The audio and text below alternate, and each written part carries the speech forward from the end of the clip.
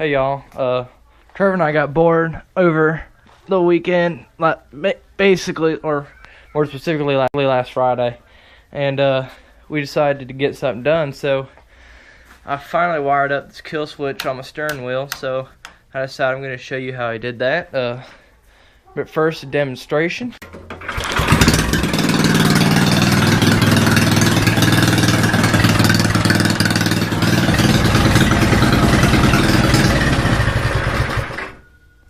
So there it is. And I'll show you how we wired this thing up. First, what we did was drill a hole through here, and just so it could run down the side here, so it'd look a little bit nicer. And you have this wire here. You have one. It doesn't really matter which wire you do.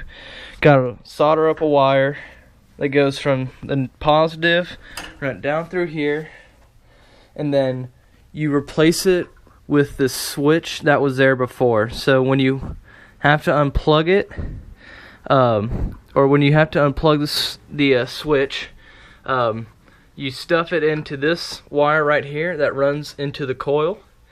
It runs right over here and through there and into the coil. So it's just that plastic wrap right there. This doesn't do anything. And make sure you leave this plugged in if you want to continue to have your low oil sensor, which I like to have just in case, you know, my oil sloshes in the back. I don't want my crank to run dry. And then you have the other wire, have it run it into the ground, just right there. That hole was already there. And yeah, that's all that you got to do to wire this thing up. So what I used to have to do is this thing dangled, so I'd have to press it up against the housing or the base plate of the CVT, which is kind of dangerous, especially since when I was cutting it, usually because when I was cutting it off, it was because I was about to hit a tree or something. So yep. Then I've got another little thing to show you all. I'll get right back to that.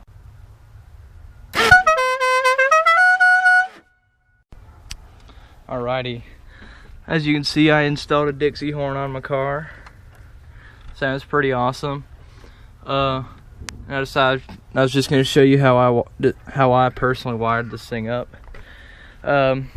So first thing you got to do is get you a relay or solenoid or whatever the hell this thing is called. It's really, I think most of the kits come with this, but you also got to buy a 20 amp fuse, which you cannot skip on, because if you do and you accidentally short out the compressor, you're done. So I guess to start off, I made this bracket out of a old cooking sheet, so it's good because it's flexible and I can still move it around if I have to like jump my car or whatever. So you've got 4 terminals here. You have to arc the bottom terminal here. The bottom is specified because it is up and down. I'll post a wiring I'll make a wiring diagram.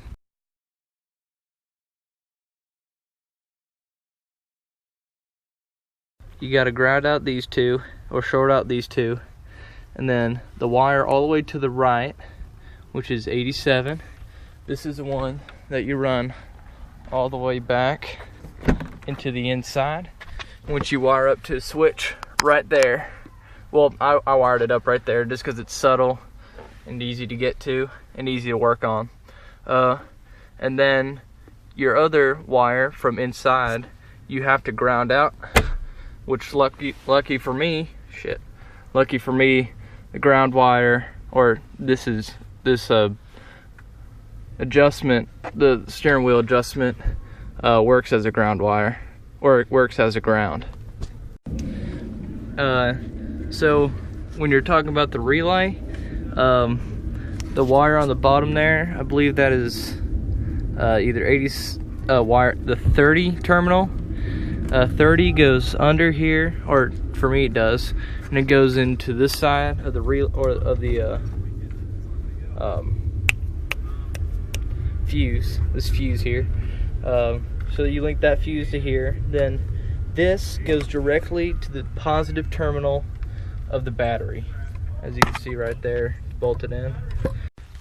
If you go back and look at the compressor, this terminal here travels back, goes kind of under here, and yep, goes under and goes to the very back of the compressor.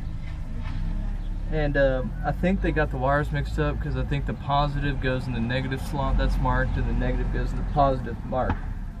Then this wire right there, that wire goes up and hooks up to the negative terminal. And if you get a sound when you hit the switch that sounds like this,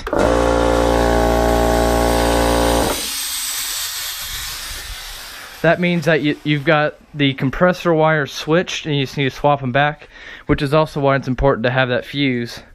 So yeah, that's pretty much all that's to it. It's really easy wiring.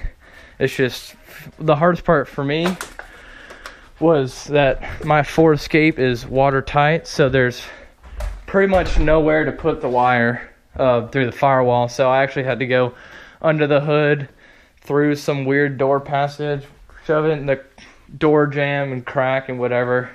That solved it. So yeah, that's pretty much all that's to wiring up a Dixie horn. After that, it's pretty easy coasting. So thank you all for watching.